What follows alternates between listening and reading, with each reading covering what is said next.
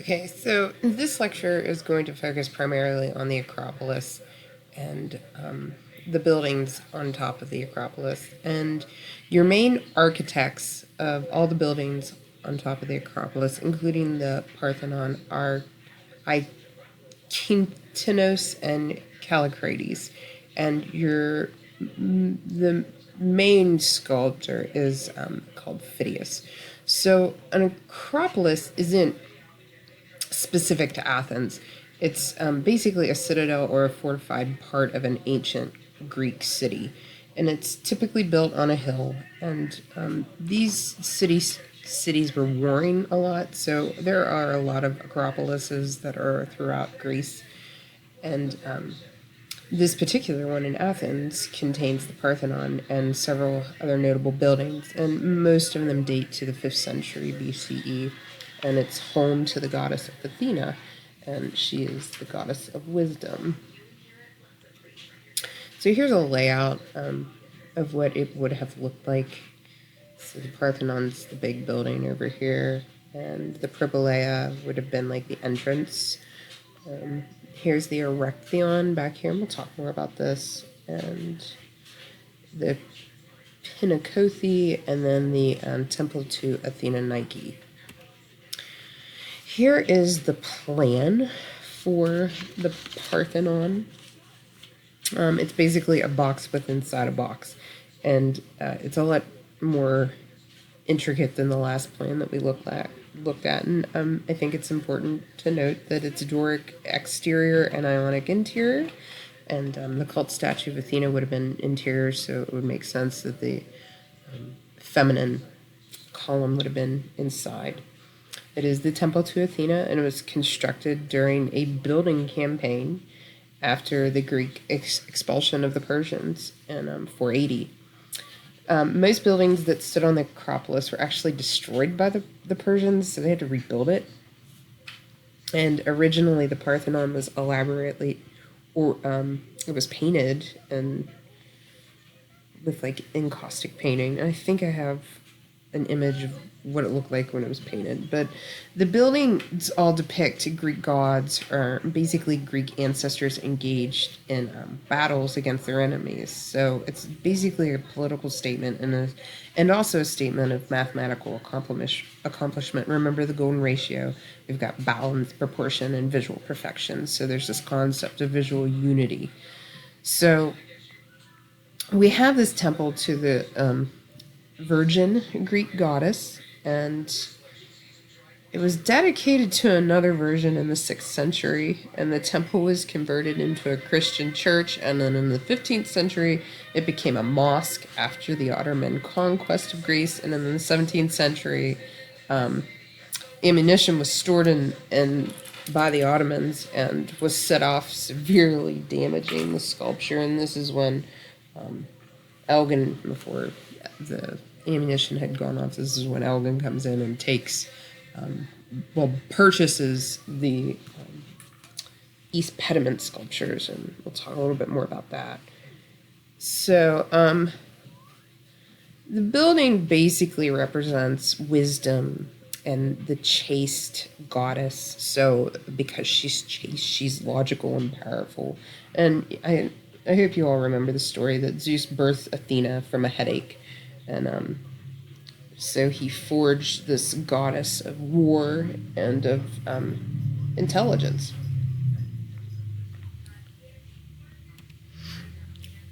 And just to note, there are 8 columns here and 17 on this side, going along with that golden ratio.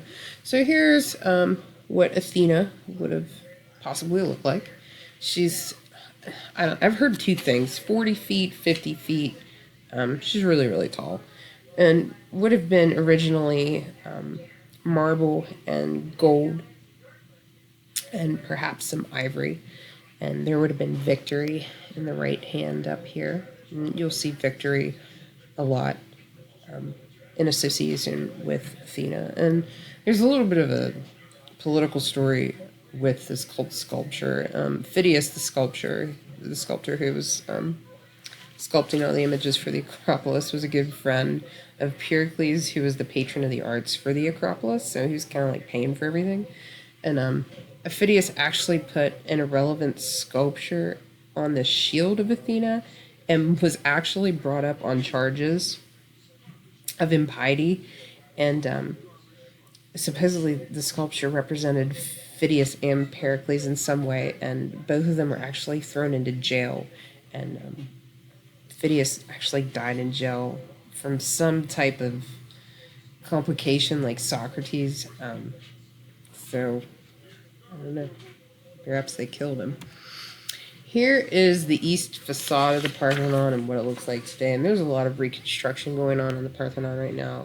I think it's been like a long process because they keep running out of money, which is really a shame because I'd like to see them get it back to stable because it's kind of like falling apart. So as you approach the building, it seems extremely level, but it actually has a lot of curved lines in it. It rises in the centers and the columns tilt, and there's rationale behind this. If you looked at this straight on, if there wasn't a rise in the center, from a distance it would look like the building bubbled. So the rises were meant to compensate for this. So if they didn't put these rises in when you were down on, like in the Apodora or down in Athens, the building would have looked off if they would have actually done this mathematically correct. So they knew to adjust the structure of the building. And we have the Doric order, and you can see that on the exterior. So that's the most masculine to house the female goddess. And actually, Parthenos means virgin. So that's where we get Parthenon. And just to point out, you can see the triglyphs and metopes up here. And this is where the pediment sculptures would have said. You could still see one of the Apollo's horses over here. And here are the three lovely ladies from the East Pediment. These are actually called the Elgin marbles. We don't really know what these are. Were they maidens to Athena? Were they goddesses? We're not really confident in what they were, but they are in the British Museum. This is a Phidias sculpture. And in 1680, the Ottomans and the Venetians had a battle, and some of the metopes are actually still in existence, and some of the sculptures are still in existence as well. But Lord Elgin was a Scottish lord who basically got permission to remove the sculpture from the Turks and put them on his house. So he had all of these pediment sculptures on his house, and when he died, he actually left them to the British Museum. And the three goddesses are part of the collection. And we've got this wet drapery style, which is huge during the classical period. So it almost looks like they were in the water and they came off and their clothes were like draped. And can you imagine the amount of time it would have taken to carve this? Basically, the purpose of the wet drapery style was to show the anatomy of the woman without showing the anatomy of the woman. And some historians believe this is part of the birth of Athena. I don't know. You can make your own judgments on that. Here's the left side of the east pediment of the Parthenon. And if you zoom into the corners, the way arranged, it's like a nice use of spacing because you've got these, sculptures that are kind of pushing and breaking the barrier. So this is Helios, or the Apollo sun god, and his horses, and the sun is rising in the east. And here's one of the head of the horses is actually one of the Elgin marbles. We saw a plaster cast of this at the Carnegie. Some believe that this may be Selene's horse, who is the moon goddess. So the sun rises with Helios and the moon takes over throughout the pediment setting. So just tops of the horses as they ride across the sky, the sun rising is a metaphor of enlightenment. And you have that concept of the allegory of the cave by Plato. Here's what the pediment would look like if it was still in its cohesive existence. And you can see what it would have looked like painted. It's so bizarre for me to look at these painted.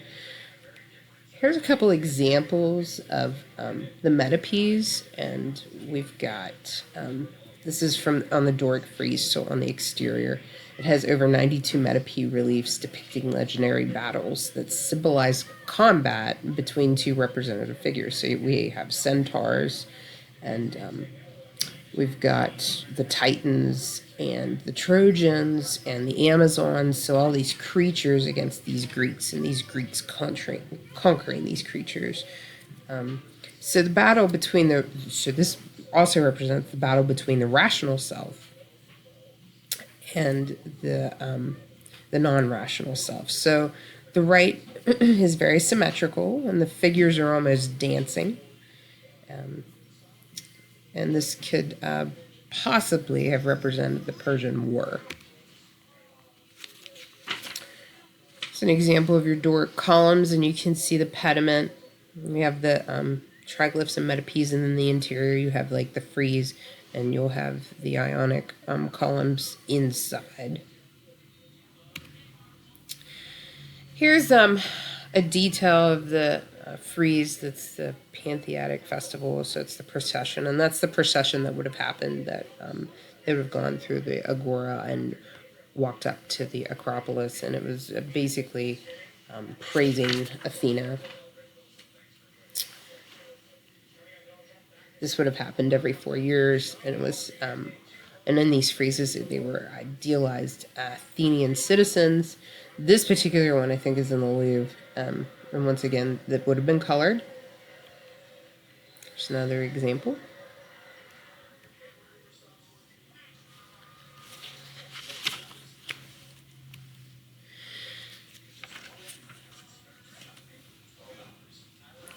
Here is the Propylaea, and this would have been basically the gate to the Acropolis. We see Doric order, very, very small. It's not large. Here's the plan for the Propylaea. And it was designed to be symmetrical, and basically the Propylaea was the house of the muses. So that's where we get the term museum from. So this was constructed during the Peloponnesian War, and they didn't have time to finish it.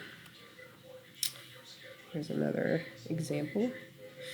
And here is the temple to Athena Nike. This is really small, and it was symbolically looking over Athens. And the temple was a very small structure, and the small role of the Acropolis, it played a very small role in the Acropolis and in the procession. It's like a garage that holds like this tiny cult statue. The columns are Ionic, and it's continuous running frieze you can see up here, so you can see the distinction between the two. Here's an example of Nike adjusting her sandals. So this would have been on the temple of Athena Nike.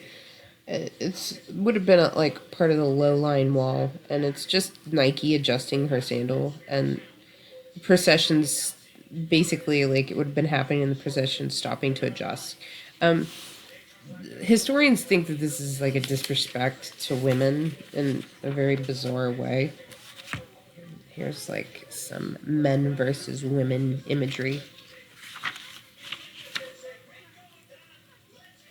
And finally, the Erechtheion. So the Erechtheion is kind of like out by itself, kind of like the Parthenon is out by itself. It was the palace for King Erechtheus, who sacrificed his daughters for Athens. So there are several compartments inside this temple. It's basically 4 or 5 temples put together with a series of porches, and probably a temple for several of the gods. So this basically goes back to the war with Poseidon and Athena. So the war with Poseidon and Athena basically happened to determine which one was going to be the cheerleader of Athens. So they were to gift Athens with something. So Athena gave Athens the olive tree, and Poseidon gave water. He gave salt water. Well, what can you do with salt water opposed to the olive tree? So, which is why Athens is Athens, and the cult statue in the Parthenon is Athena. This particular image is the porch of the maidens. These are caryatid columns. And basically all a caryatid means is a draped female figure supporting an entablature. So you've got that wet drapery style. Is this a statement of women being treated as furniture? And it shows how Athenians were treated in Athenian society. So